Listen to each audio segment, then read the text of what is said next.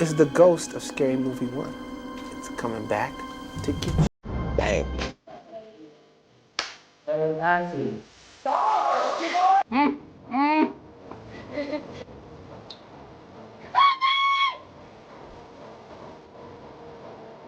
You know what we came with the sequel? It was opening night. After the premiere, the studio came up with the sequel. When the check cleared, we had started thinking about it, right? Yeah, as soon as Miramax came over with this Bad check, movie. they said, you guys want to do a sequel? We said, no way. We said, do you want to do a sequel now? We said, yes, we do, Mr. Miramax. We will do a sequel. Yep. We watched 160 movies. You got to see everything. Because what you're looking for is sort of the constant, so that it doesn't matter what movie you've seen, there are things in here that you'll get. Legend of Hell House. I'll never look at another horror. Horror. Never. The Haunting. Oh, don't say that. Okay. Don't mention that The one. Haunting. Oh, yeah. You just assume, and you know, because you're working with the Wayans, that it's going to be funny. They're really, fun guys that are happy. They've made, great successes of themselves at this point early on in their careers. And they're having the time of their lives. And that's kind of contagious when you're around them. Yes, sir. 650. Forget all the money from Scary Movie 1, 2. I'm in him 650. All right, so Get I'm in Miramax. 10 This is hand. where I'm making a real one. What's that? I'm in 10 in hand. Also, I got a side game while we're playing this. I got a side game here. All right? I've never had experienced this kind of thing before. It allows you to be looser and just kind of not worry about stuff. It's not about finding the motivation and all that stuff. David, you know what you're doing? Yeah. All right, ready? 3, 2, 1, action.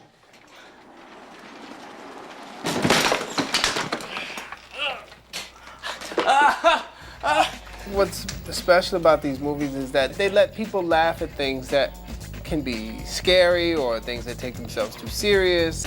No. I'm your friend. I'm your friend. Please, no. No. Get your crippled ass up here. You have to be uninhibited. You can't think about not offending people. You got to just go for the joke. And 1 or 2 people might get offended along the way. And if so, but if the majority's laughing, majority rules. The script and the whole idea is so shameless and wonderfully vulgar that, I fit right in. What you just witnessed was psychosomatic, purely self-induced reaction brought on by hysteria. Now, why don't you all go along and get some rest? Keenen knows what's useful and what's not, what's a waste, and what the joke is. He doesn't, we're going to do a high-arcing shot, a panoramic view of the, no. He's like, where's the joke? Film that. He kept saying that there's no vanity in comedy because every young actor or actress is very concerned, of course, about how they look and come off. And so he just really helped me work through those barriers. I think my best moments were when I was really goofy and very unafraid of looking unattractive. The drunken monkey. Ooh, ooh, ooh, ah, ah, ah, ooh, ooh. The mad cow. Moo, moo, motherfucker, moo.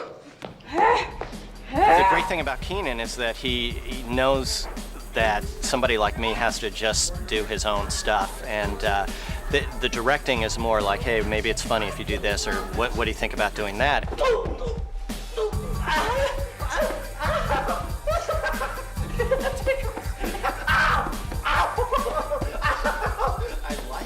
He's also extremely patient and very calm. A lot of comedy directors aren't calm at all. I mean, it depends on what hat he wears. Sometimes he wears the hat of evil. The hat of evil is very He has this big blue hat, intimidating. and it says FUBU on it. And nothing is funny that day. Yeah. Whenever he Everything wears that bothers hat, The hat is possessed. Yes.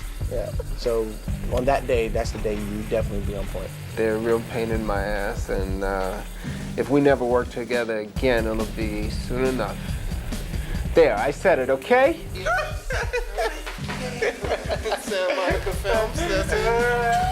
Yeah, Keenen stops to beat us often. Just me and Sean. Just me and Mom. All the other actors. Just he lets to go. release some stress, Yeah. actually. Even if we do things right, we still get punched in our chest. Beats the shit out of us, and we don't want to get hit again. Tired of being hooked up to the car battery.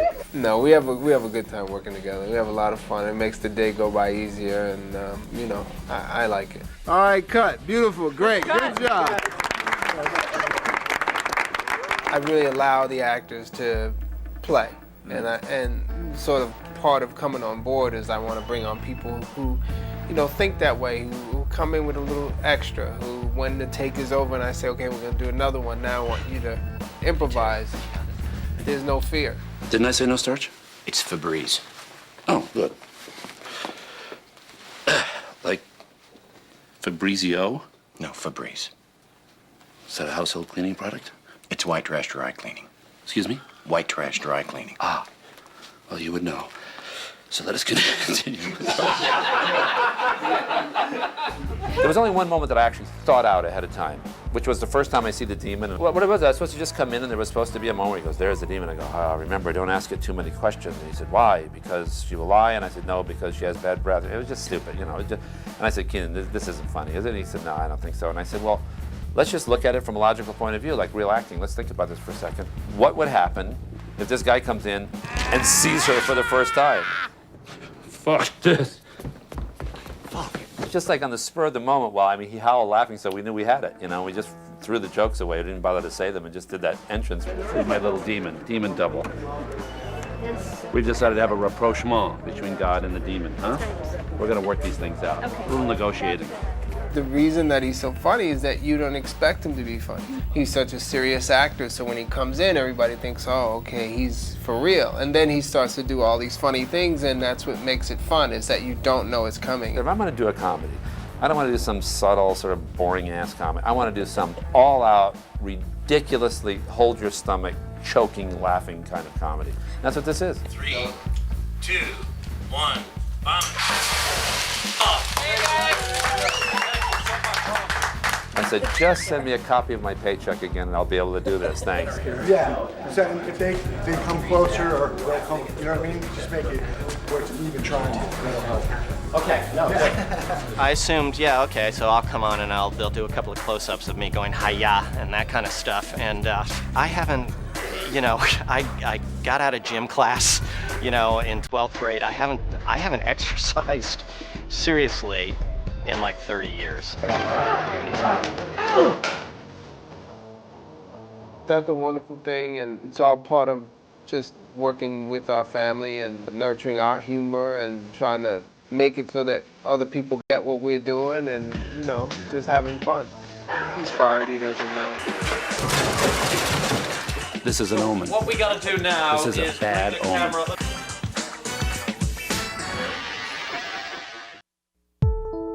Welcome to the DVD behind the scenes of Scary Movie 2.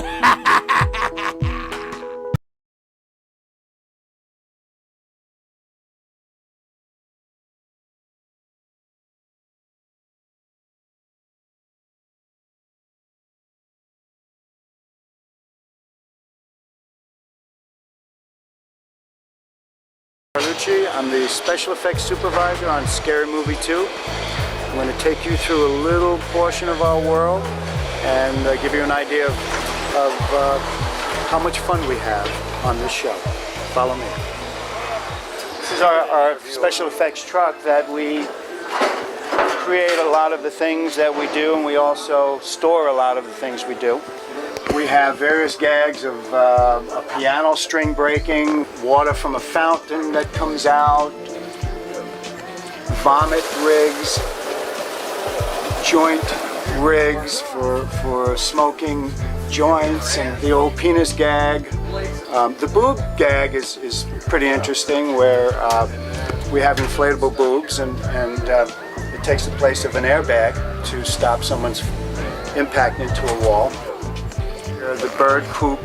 It's very heavy because, as we know, it takes a lot of bird poop in this show to make the gag work. I've sent people out to parks and various places to actually get samples and bring them back, and we've gotten pretty close.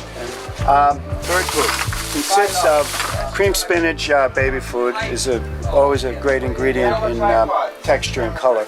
Also, coffee, a little bit of little chunks of things in the bird poop, and this has worked real well for us. The parsley flakes, again, very little, just to give it that flavor.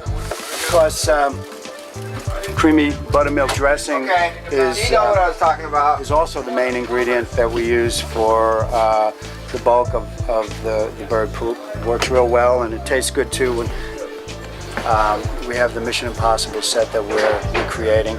Only instead of doing it with cars, we have wheelchairs that are doing all these maneuvers down the hallway. And we have a wheelchair coming off the railway, teetering on the stairwell, and wheelchairs coming together, locking together, wheels sparking as they're grinding against each other. Lots of fun stuff that we had a good time in, and I love that set. We really played a lot on that set. And that's what we do, we play. Our highly trained vomit professionals prepare the hero stunt. This is the effect we've been waiting for. All day we've been waiting to.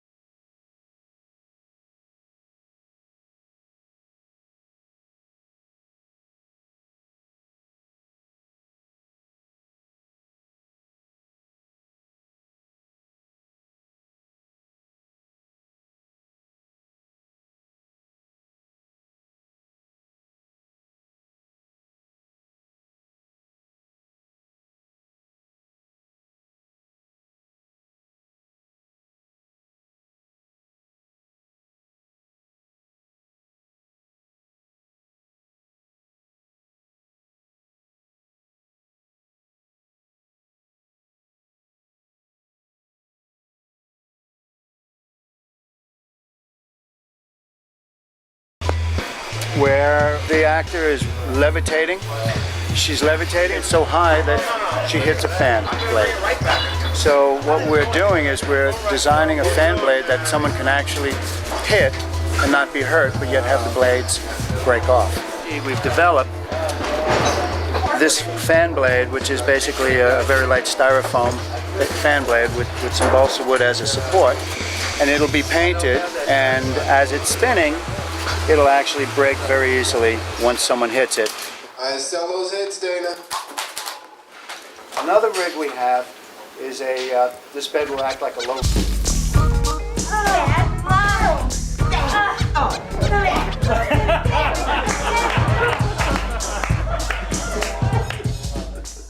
They're loading a bell onto an air mortar, which is full of breakaway glass.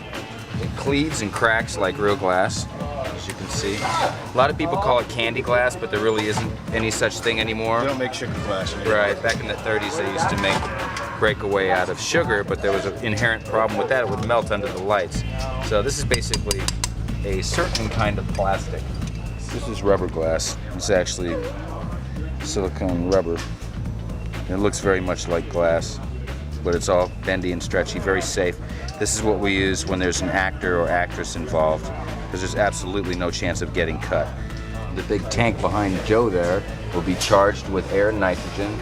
When we hit the button, it'll make a large, loud whoosh, and this stuff will shoot through that window and it'll look like a window being blown out. Well, we have a rig here with 5 puppeteers operating a skeleton. It's a full-on rod puppet with radio control head. We didn't know that these toes had a flex. This is a foot that hasn't been done yet. But if you were to step on this foot, the joints are not flexible, so it's just going to want to snap because of all the tension with the material.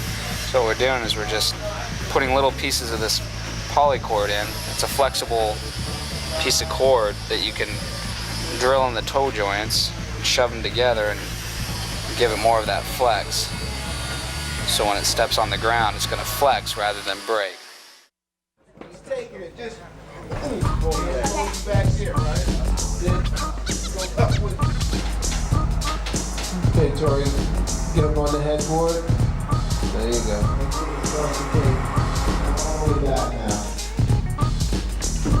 There you go.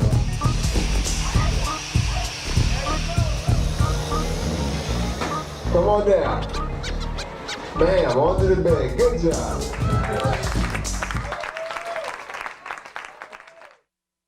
Hey, stay with me for more on comedy movies. The Big Lebowski used the word dude 161 times and used a form of the F word 292 times. Lebowski himself says man 147 times, which puts his usage rate at a clip of 1.5 times per minute. Man. Now click here below to subscribe and remember to tap the bell to always receive the latest trailers.